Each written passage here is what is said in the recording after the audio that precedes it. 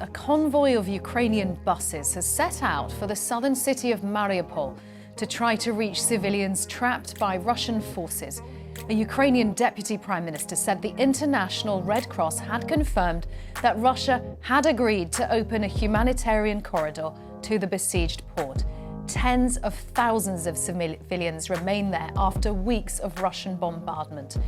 Meanwhile, a head of British intelligence says that Russian troops in Ukraine are demoralised, short of equipment and refusing to carry out orders. John Donnison reports. Few people get close to Vladimir Putin. The Russian president is isolated, fighting a personal war with his own advisors too scared to tell him the truth. That's the assessment of Britain's spy chief, delivered today in a speech in Australia. He underestimated the strength of the coalition his actions would galvanise. He underplayed the economic consequences of the sanctions regime. And he overestimated the abilities of his military to secure a rapid victory. We've seen Russian soldiers, short of weapons and morale, refusing to carry out orders, sabotaging their own equipment, and even accidentally shooting down their own aircraft. On the ground, north of Kyiv, Ukrainian forces are securing areas recaptured from the Russians, their enemy still lying scattered around them. They were cannon fodder, just kids sent here, Alexander says, before a reminder that around the capital, all is not yet quiet. And in the besieged and battered southeastern city of Mariupol, they've been burying the dead in the streets. The UN estimates at least 5,000 civilians have been killed here. With conditions deteriorating, there's another promise of a ceasefire this morning to allow people to get out. But such promises have come and gone before. In his latest address, President Zelensky said the war was at a turning point, but cast doubt on Russia's claim that it's de-escalating the fighting. We do not believe anyone. We do not trust any beautiful verbal constructions. There's a real situation on the battlefield. And now, this is the most important thing.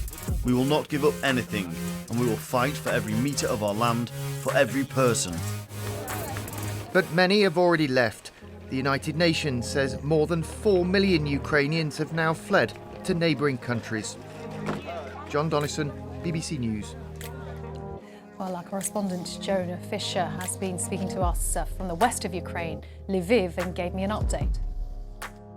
There has been some reports of shelling overnight heard in and around Kiev. We know that there was shelling in the town of Irpin to the north of the city, which Ukraine claims to have retaken. Also in Chernihiv, which is one of these cities which Russia announced that it was going to radically reduce its military operations in. But in terms of on the ground, well, the most intense fighting now appears to be focused on eastern Ukraine, where it looks like that Russia is trying to focus its territorial ambitions on taking territory there rather than in other parts of the country.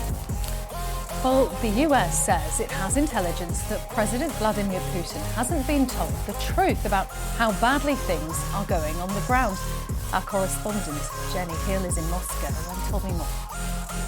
What's really interesting here is if you look at state television, and of course the vast majority of Russians do look at state television, read state-controlled newspapers, you would think that this special military operation, you're not supposed to call it a war of course, is going extremely well. You know, pundits on state television last night were saying things like this operation will go down in the textbooks. Armies of the future will look to the Russian military and their operation as an example. So people here in Russia think that this is going actually according to plan. The Ministry of Defence last night, reflecting on those plans to reduce military activities around Kyiv and Chernihiv, as announced by Russian officials, were saying that actually this is all part of the plan. They'd only really been around cities like Kyiv in order to distract Ukrainian troops so that they could themselves concentrate on eastern Ukraine. As you know, the Russian military's plan is now to focus on the Donbass region. They say they want to, in their words, liberate that region. So really the message here is very much it's all going according to plan. And of course anyone who might have concerns about what's happening in Ukraine will potentially fall foul if they discuss them publicly of all sorts of laws, new and old, which criminalise anyone who seeks to, in the Kremlin's words, discredit the Russian military or spread fake news.